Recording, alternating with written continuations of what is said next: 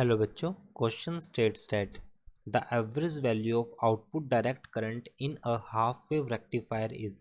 तो average value हमें बतानी है आउटपुट के लिए, डायरेक्ट करंट के लिए हाफ वेव रेक्टिफायर के केस में।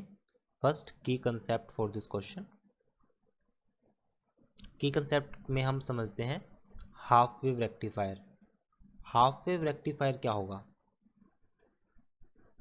सो हाफ वेव रेक्टिफायर की अगर हम बात करें, which we use to convert a signal, alternating signal, that is AC, to a digital, like this.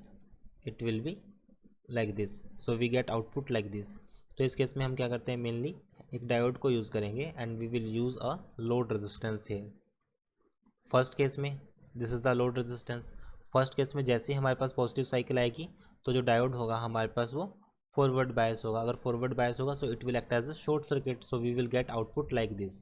But second negative cycle में हमारे पास नेगेटिव साइकिल केस में जो डायोड होगा वो रिवर्स बायस की तरह एक्ट करेगा और इस केस में जो आउटपुट होगी हमारे पास वो कितनी हो जाएगी, जीरो।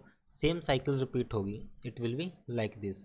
सो अब इन दोनों केस से हम देख सकते हैं कि AC और ये हमें क्या मिली है, DC। अल्टरनेटिंग करंट से हमें डायरेक्ट करंट मिला है। So this is the concept of half wave rectifier.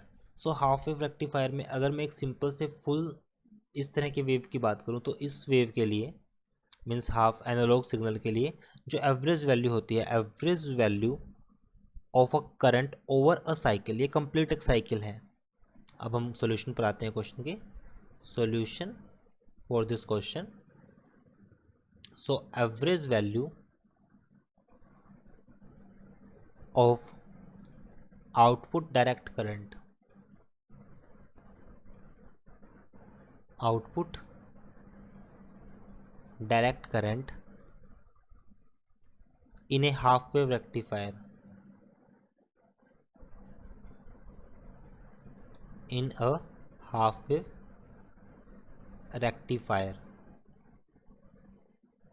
that is equals to average value of current over cycle कितनी होती है, 2I node divide by pi divide by, because जो हमें output मिली है वो आउटपुट कुछ इस तरह से मिली है एक कंप्लीट साइकिल के लिए, जिसमें हमारे पास जो आउटपुट है वो ओनली एक वेव के लिए, बाकी के लिए जीरो है। तो इसकी वजह से हम इसको डिवाइड करेंगे 2 से, बिकॉज ओनली वन पार्ट के लिए हम इसको 2 से डिवाइड करेंगे। सो 2I note pi divide by 2, सो 2 से 2 cancel, this value will be I note divide by pi. So it is our answer, I naught by pi. Hence option first is right. I hope solution is understandable. Thank you.